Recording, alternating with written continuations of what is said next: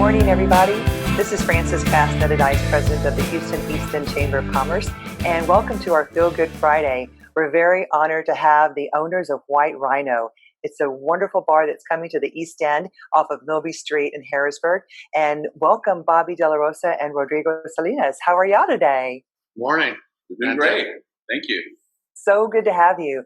We're all today. We walk outside and it's kind of cold, but it feels great. It feels really good out there. Yeah. Good, y'all. So let's start off by let's learn a little bit about you two. Rodrigo, tell us about where you are, where you're from, and what you do. Well, I was born and raised in Mexico City, but I lived most of my life in Cuernavaca. It's called the City of Eternal Spring. 15 years ago, I met my wife there, and we moved here to Houston. So we have been here in Houston for the past 12 years. And so that's where I'm from. And basically, I started in the oil and gas business, and I own my own company, Salsico, and we have different divisions. And now we're about to own a bar. Oh, and I can't wait. So, Bobby, tell us a little bit about you. Sure. So, as a kid, we moved from California. We ended up off of Canal Street, I believe, for about a month or two. Went off to some apartments over off of 75th and Lawndale. We've been here all our life. I grew up off of Broadway, 610 area. So, opened up a real estate office there off of Lawndale. Had it there for about 15 years, up until about 5 years ago. So. Wow, so you're an East Ender, and now you two are opening up a bar here in the East End. Tell us a lot about White Rhino. Well, we started this idea like 4 years ago. We bought this land in Milby Street, and we like it a lot. And we were like, it will be the perfect area for a bar. And that's where we started developing the whole idea of the bar. And we decided, well, we had different discussions about the name. We were sitting together with our wives, and then we were like, what do you like? What do you think the whole meaning of White Rhino will be, or the bar? And we were thinking, we want something strong. We want something that helps people. We want something that make everybody happy. And we decided on this, and then we developed the whole concept about being an ecological friendly bar. And we want to bring like craft cocktails. And from there, we developed different things that you will see when we open. It's going to be organic based drinks. We're going to have cold brews and many stuff. Now, I see this ground out there. Is that where your patio is going to be? Yes. And it's probably going to be one of the biggest patios in the area. So we'll be able to set up some tables and still have a lot of green space. It's a huge patio. In the horizon, we'll be able to see downtown skyline. So we're excited about that. And on a beautiful day, it's going to be a great place to be. Oh, I cannot wait. So how did you come up with the name White Rhino? Sure. So actually, as we all know, we all went through Harvey and so forth. And we're all sitting around with our wives after watching days of news. Like, okay, let's do something productive. We somehow or another, we ended up at Rodrigo's house that weekend and weren't able to get back into our house for a week. But so we did something productive, and we said, hey, let's come up with the name for the bar that we're talking about. And we talked about it for quite a bit, and all these kind of random names. And then Rochelle is actually the one who came up with the name White Rhino. And we all looked at each other and said, well, I think that's it. So that's it. And we took it from there. Oh, I love this story. I love it. Now, the outdoor patio, are you going to be serving food, or what are some of the other things that we can expect from your new restaurant or from your bar? Well, we're expecting to bring a different styles of food trucks at the beginning. So that's basically it. Like one day we will have tacos, the other day we will have a steak night. Most like the other bars, but we want to switch it and create new experiences for our guests. Mm-hmm. And how did you choose the East End for your first bar to open? Well, there's obviously there's a wave and there's a trend happening in the area, and a lot of our business has been transactional. We could have bought this building and flipped it between Rodrigo and I, but we decided we want to do something positive for our community, give back to our community. So never really thought, going into this that it was going to be a cocktail bar, but we said, hey, so we, brainstorming the different ideas.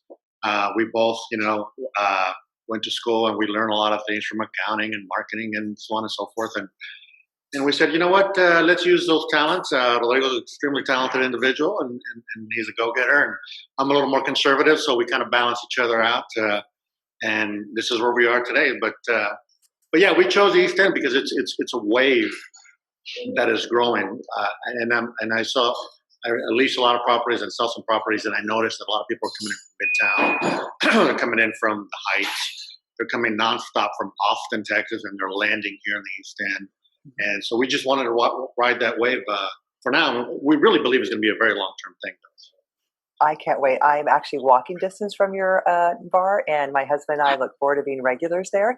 We do have a German Shepherd dog, and we're always looking for pet-friendly places. So is that something that you guys are offering? Yeah, of course. Kids and all dogs are welcome here to a certain time, the kids. But yeah, we will allow that. And yeah, we're inclusive. Good. And now I know that we're going to show another picture here. This looks like your background inside. What can we expect, or tell us about the decor that's going on in your bar? So we've had a lot of ideas, and we've visited with a lot of different decorators, and actually our wives, Brenda De La Rosa and Rochelle, we ran a lot of things through them to help us design a lot of this stuff. And they've been a great asset to us, and everything, every little detail, from picking out the lamps and the chairs and the bar tops and the tile. We're talented in some things, but probably not so much in those. So we've had a lot of great help. So I think it would be better just to describe it like when you come to this bar, it's like a Tulum vibe.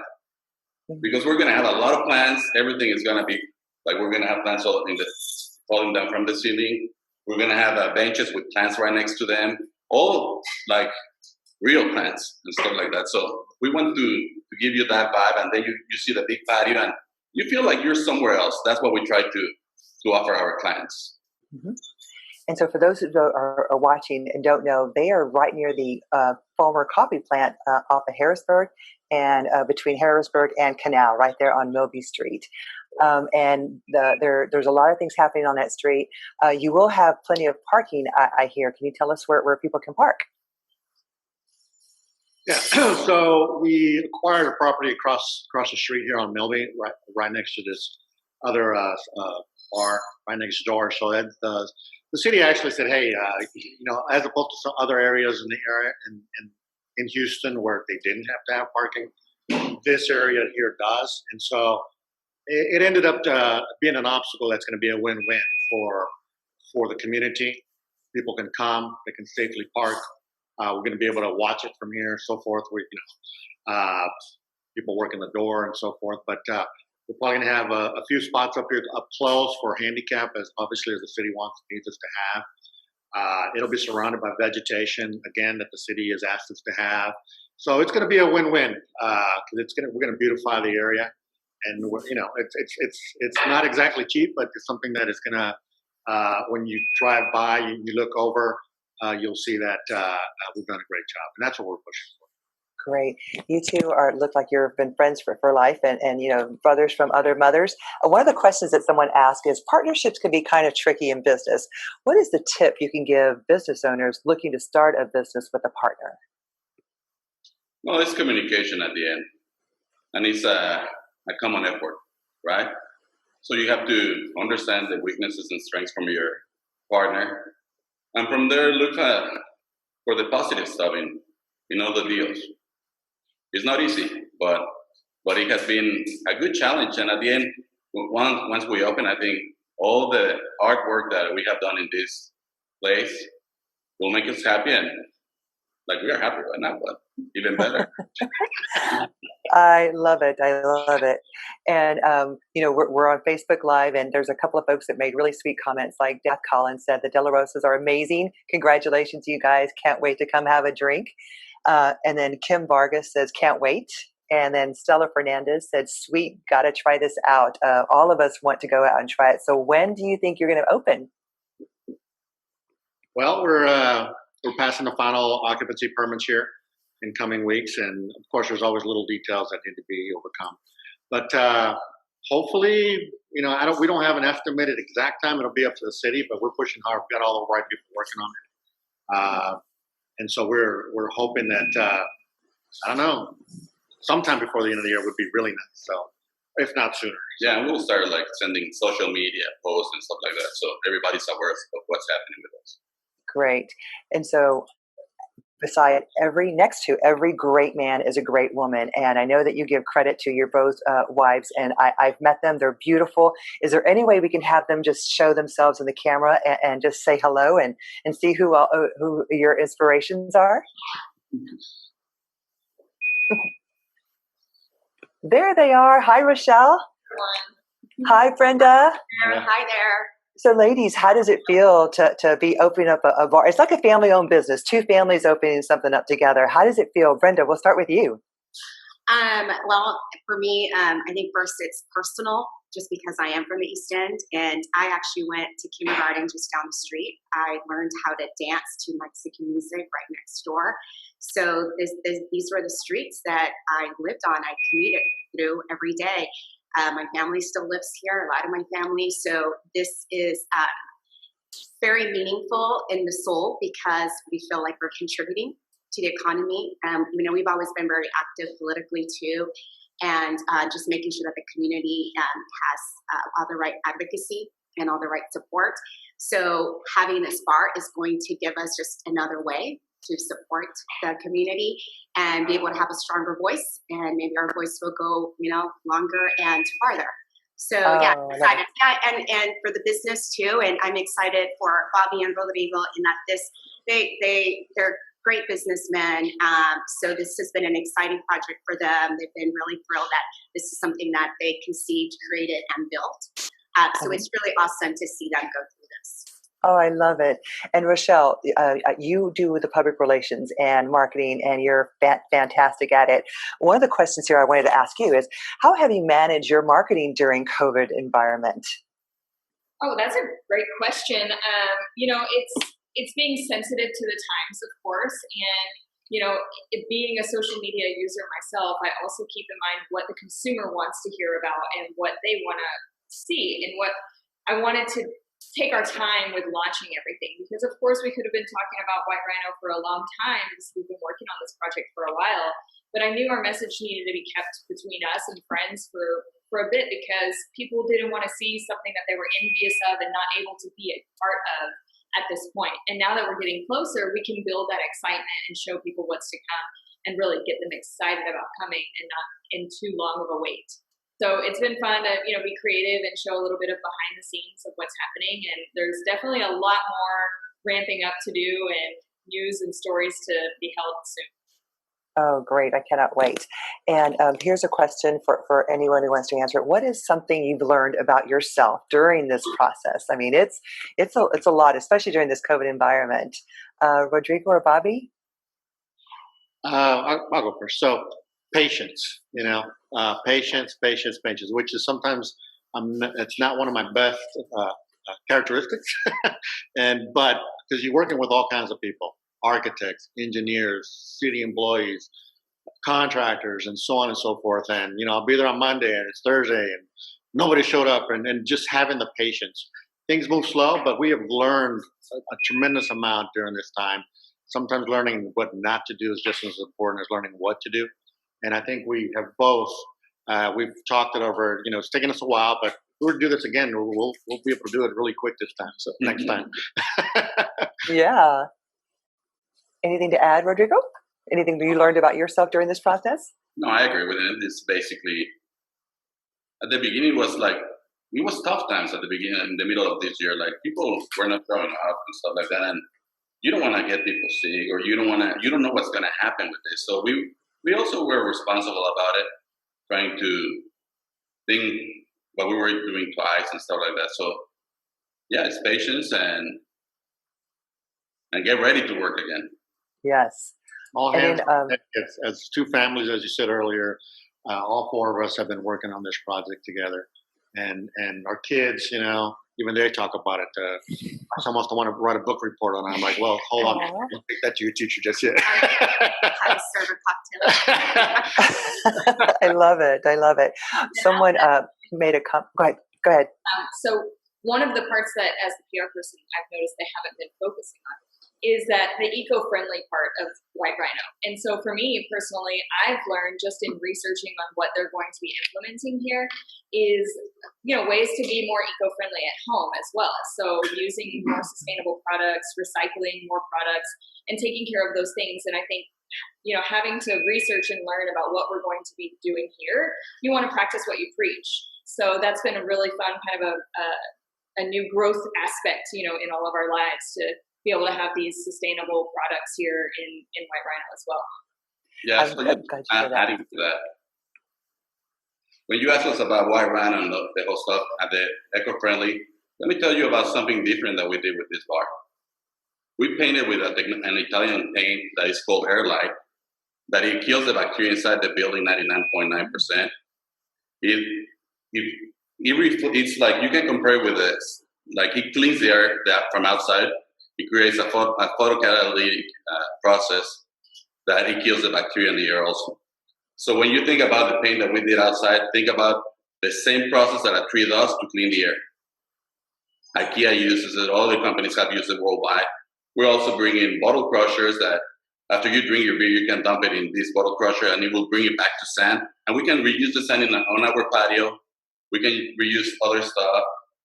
Also, we're bringing water generators that will create water through the humidity on the air. So you just need to plug this machine and it will bring you water and it's filter and all this stuff. So we were trying to do something different with this. It's not just here it goes and stuff like that. I love that. I want one of those machines in my backyard to make water. But Magpies and Peacock, they're watching this, and they made a comment. Great to have another planet-friendly business in the neighborhood. So we'll have to connect you two together because they make products and clothing and everything from sustainable elements. So we'll have to make sure that we connect you two. But everyone looks like they're excited to jump to join you guys.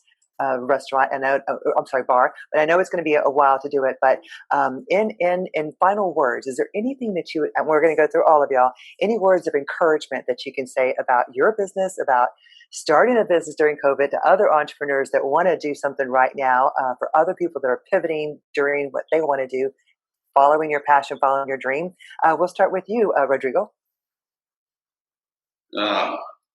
Well, I would tell people not to discourage themselves from all the things that happened this year. Of course, it has been tough on everyone. But for me personally, this is a dream. And it's not the dream just the bar, it's the dream that we can do something different.